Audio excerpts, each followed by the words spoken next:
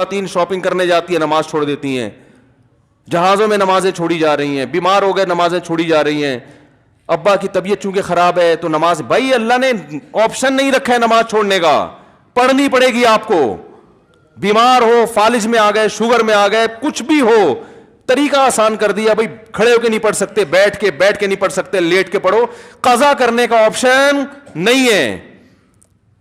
تو ہم چونکہ کنفیوز ہیں نا, کرنا ہے کہ نہیں کرنا ہے, تو کنفیوز آدمی کسی بھی چیز میں مطمئن نہیں ہوتا. آپ لاہور جا رہے ہیں, آپ کہہ رہے ہیں چلو پہلے کھانے والے جاؤں یا پہلے لاہور جاؤں یا پہلے کوئٹہ کی چکر لگا لوں, تو اور گاڑی اس اسٹائل میں ڈرائیو کر رہے ہو تو گاڑی کی سپیڈ بولو بھائی ہوگی, 5ویں گیئر میں ڈالو گے ہی نہیں آپ. آپ یہی سوچتے رہو گے یار پشاور مناسب رہے گا یا لاہور مناسب رہے گا, یا تو دونوں ایک ہی راستے پہ آ رہے ہو نا, پھر تو ٹھیک ہے. دونوں کا راستہ اگر الگ الگ ہے تو آپ کو کسی بھی سفر میں مزہ نہیں آئے گا.